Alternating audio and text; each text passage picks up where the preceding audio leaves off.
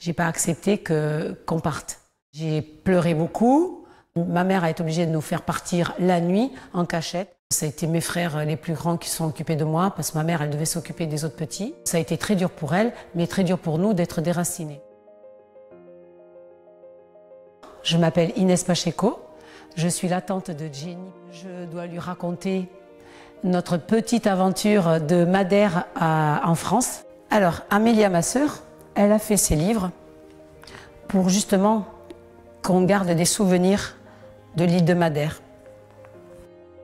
Alors, la journée type, quand j'étais petite, avec mes frères et sœurs, on allait au champ avec les parents pour cultiver les légumes.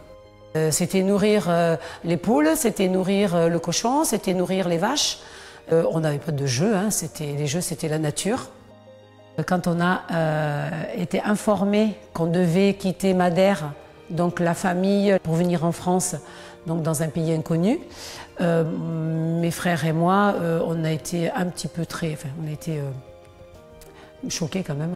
On est partis dans la nuit, il y avait des personnes qui nous ont aidés pour amener les bagages, quelques bagages, et moi qui pleurais ma grand-mère, c'était ma grand-mère, c'était plus que tout, et je pleurais ma grand-mère, ça je me souviens parce que j'ai pleuré longtemps même en France de son absence. Et je leur ai fait des misères apparemment, ce qu'on m'a raconté, tout le long du voyage jusqu'en France. Et au de mes 7 ans, je pensais qu'en jetant mes chaussures, j'allais pouvoir rentrer à la maison puisque comme je n'avais pas de chaussures, je ne pouvais plus partir dans le bateau, puisque de l'île de Madère, il faut prendre un ferry pour nous amener à Lisbonne. De là, on nous a cachés dans le bateau, dans une cabine.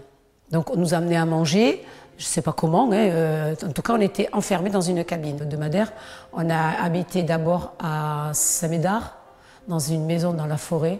Après, donc à Citron, c'était une maison de gardien où on était logés parce que mon père, il travaillait dans les vignes. Je ne savais pas écrire ni lire. Et en arrivée en France, on nous a mis à l'école. Et là, il a fallu apprendre à parler français et après écrire. Mais on nous a mis comme ça à l'école. Et il fallait tout faire sur le même moment. On nous a mis en maternelle.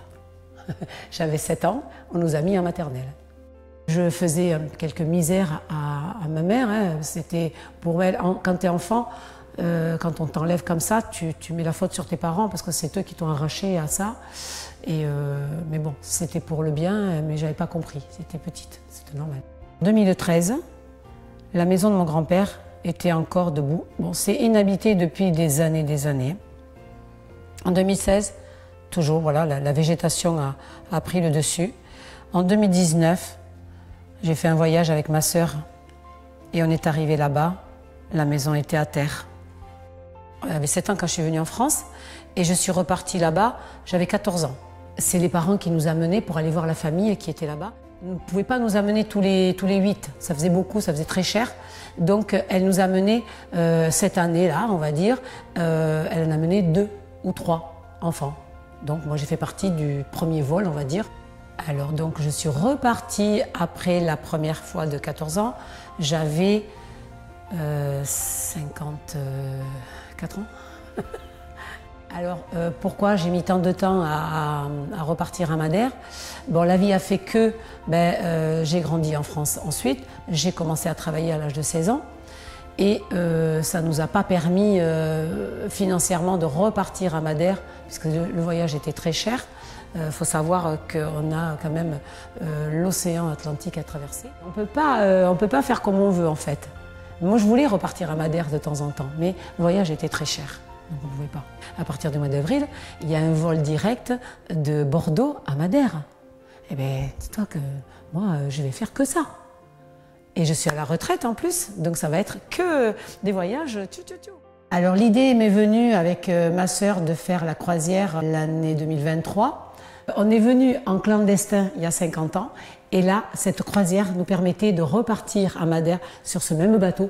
Peut-être pas le même bateau, mais un ferry pareil, légalement.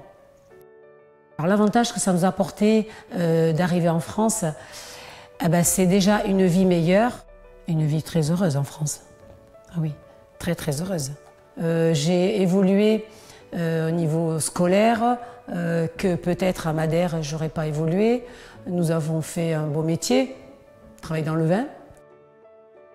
En tant qu'étrangère, on se sentait obligé de faire des métiers que personne ne voulait faire. On n'avait pas fait d'études, voilà. Mais j'aime beaucoup ce métier, du coup, on apprend et on aime.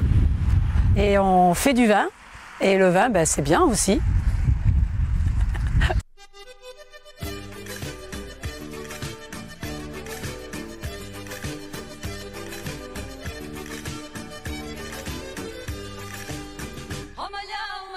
J'ai accepté de faire ce film avec toi pour te faire partager notre histoire.